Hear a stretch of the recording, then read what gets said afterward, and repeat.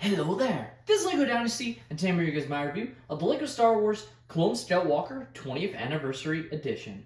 It is set number 75261, comes with 250 pieces, is rated ages 6 and up. Now this set is long retired and can only be found on the secondary market. However, when it was originally in stock from LEGO, it retailed for $29.99 in the US and $39.99 Canadian.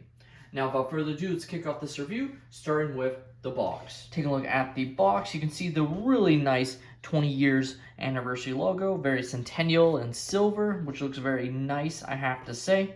Of course, you can see the Clone Skywalker front and center battling on Kashyyyk with the Battle Droid and Spider Droid. You, of course, have the 20th anniversary Darth Vader there, which looks pretty nice. Flipping the box around, you can see some of the other positions you can put your characters into and some of the play functionalities, as well as the other anniversary figures alongside Darth Vader there. And the set that it is pulling from, of course, my box is a little bit damaged, so it does sort of is missing some of that part. But this is basically the updated version of the Clone Skywalker that was originally released in 2005 and was 7520 for the set number, or 7250, sorry. So that's pretty cool that they re-released it. It is kind of interesting because that one looks a lot bigger than this one, in my opinion. This was when LEGO started to really downscale sets, and this one sort of more closely aligns the Walker that came right after it in the 501st, but still is a pretty nice set.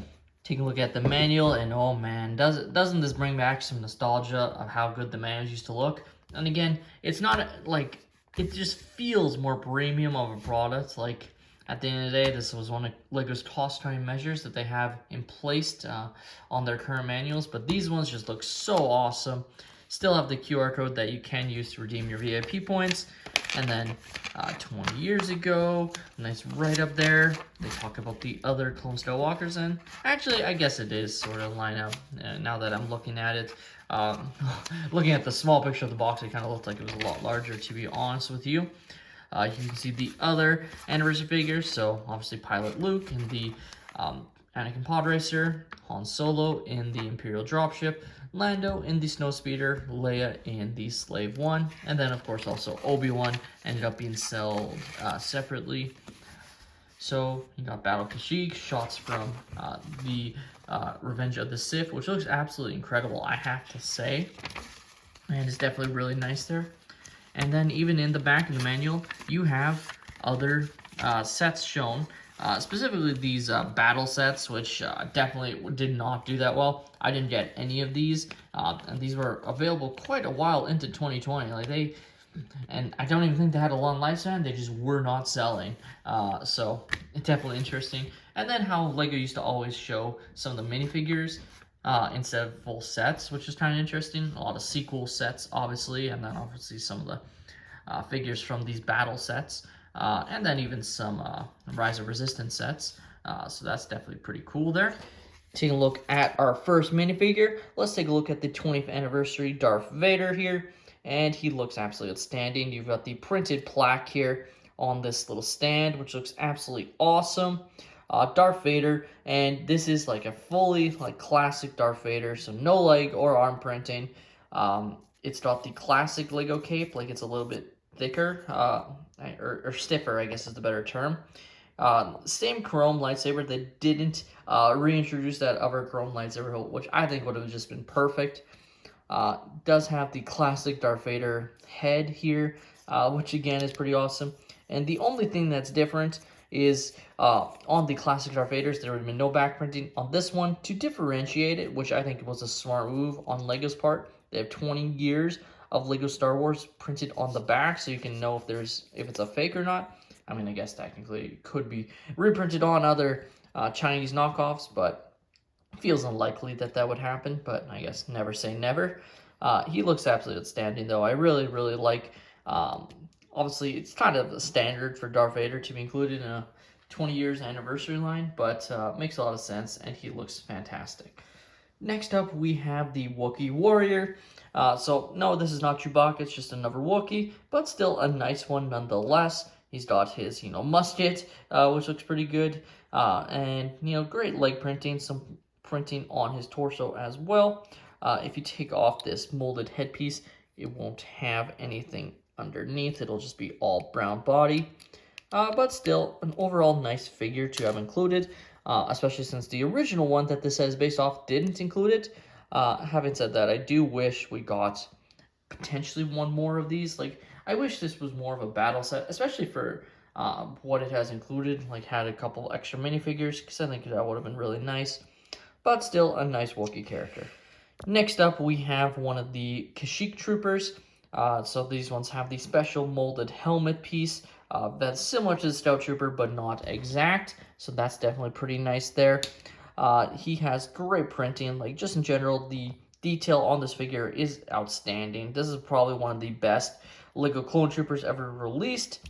Now, of course, it does have the 2019 clone head that they gave to Clone Troopers a lot at the time. Obviously, now they would probably give the more standard Clone Trooper head that is more closely resembling of Temuera Morrison. So that's something to note. But at the time, this was very consistent and nice to see that consistency. Just now that they are even more consistent and accurate, definitely just something to note, I guess. And finally, you are also given one singular battle droid. So definitely pretty nice, I guess, to have to battle the Clone Troopers. Though I think we should have gotten definitely more of these. To be honest, for how little these cost LEGO, maybe they should have put 3 of these in the set. I think that would have made a lot more sense than just a single one. But at the time, especially for these sets, LEGO seemed to really be skimping on the minifigures and upcharging these sets. But I'll get into that later. Now, our first little build we'll look at is this little gun encampment that has what I will only describe as sandbags. Obviously, they are not sandbags, but that's kind of what they sort of look, the Star Wars version of that. So it is a nice little build, I have to say. I mean, you can move it. You can't turn it or anything, but you can go up and down, as you can see. And on the box, they showed the Wookie Warrior controlling it. So you would just have the Wookie stand behind it, and then you could position it as you see fit there. So it's definitely a pretty nice little build. Though, like, at the end of the day, it's just a bunch of parts that add to it. Without this, and I know it doesn't seem like a lot, but this is probably pretty close to 50 parts of this 250 piece count. Maybe 35 of them, I guess, is probably closer. So it just adds, and it's definitely just something that you just know, like, they had the Stout Walker, they didn't think that was enough, so they put it in the Spider Droid. They give you the Battle Droid, the Clone Trooper, and the Wookiee, and then they're like, that's still probably not enough for us to charge 30 US, 40 Canadian dollars, and whatever else those convert into in, the UK, etc. That they just felt they had to include this, but it's such a random little build, though I guess it is kind of nice. Though at this point, it would have been nice if they had more characters to simulate more of a Battle of Kashyyyk rather than this just being about the Walker. Next up, we have the Spider Droid, and there's been lots of different versions throughout the years on Spider Droids.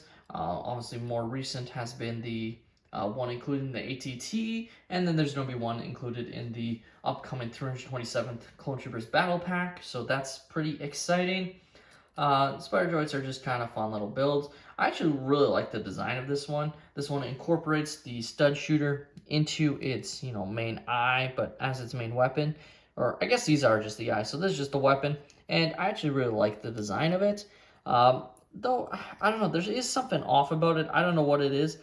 Maybe it's the use of this, piece here as the antenna. I don't know. There's just something when I look at it, it just looks slightly off. Compared to like some of the other ones, and frankly, maybe it is just the stud shooter cannon, but I still kind of like it. And at the time, LEGO was using these a lot in their sets.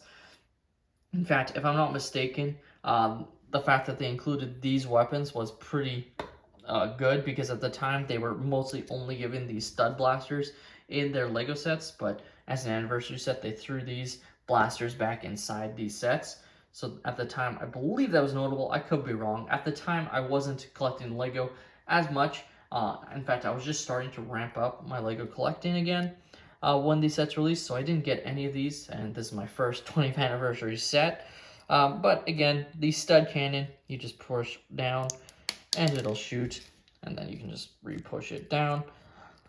So fun little, feature for kids, I'm sure. And finally, let's take a look at the Clone Scout Walker. So overall, this one is pretty sick, I have to say, and pretty accurate to what we see in Revenge of the Sith. You can, of course, place your clone Kashyyyk trooper inside on the walker and have him control it, just like that.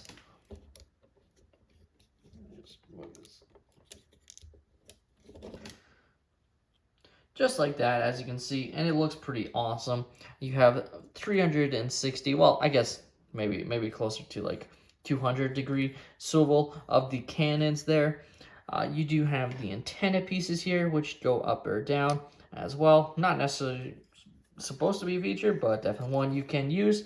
You can move these pieces out as well, and you can see the visor piece. It is just low enough, so this gives him cover, but allows him to see over, so that's definitely nice as well.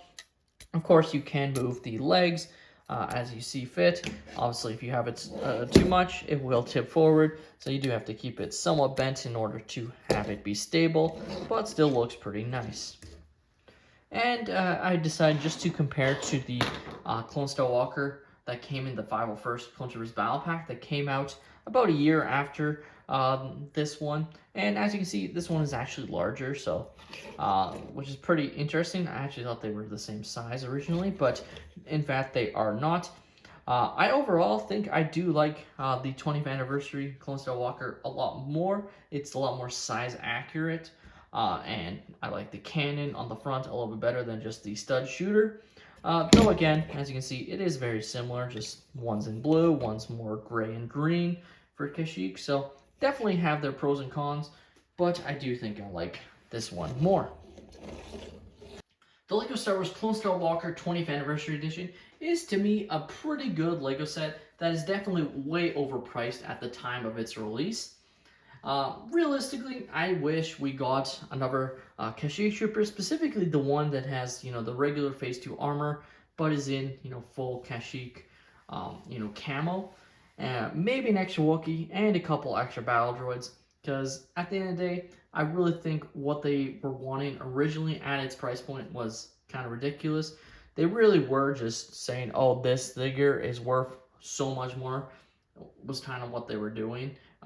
So at the end of the day, this is a 3-figure set with a bonus figure. It's kind of what it is. So I think had we gone at least a couple extra battle droids and maybe one more clone trooper or Wookie Warrior, that would have been fine. Even if it was just one extra battle droid and one extra, fighter for the Republic, whether it was a clone trooper or Wookie, would have been fine in my opinion. Having said that, I still really like the design of this Clone Walker, and I'm really happy I managed to pick it up at a semi-reasonable price in its retirement. I got this one for around 100 Canadian dollars, which originally retailed for 40. So to get everything, the box, the instructions, all the figures, and really just missing the extra pieces, as honestly normally I would say what the extra pieces were, but I have no idea what they were since I didn't build the set. Well, I did rebuild it, but it was mostly built, just somewhat damaged when I got it. So I had to rebuild some aspects of the set. Having said that, I still really like this set. I'm really glad I picked it up, and I do want to collect more of the 20th anniversary LEGO Star Wars sets. Some of them are kind of ridiculous, like the Snow Speeder, for instance. That one would be a must-buy for me if it wasn't so ridiculously expensive on the aftermarket. It's going for over $200, sometimes even more expensive than the Slave 1, which is one of the ones that I kind of don't feel like I need since I have other Slave 1 sets already.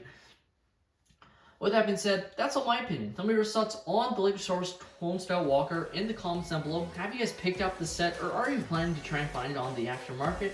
Let me know. Please like and subscribe if you have enjoyed, and have a great day, everyone.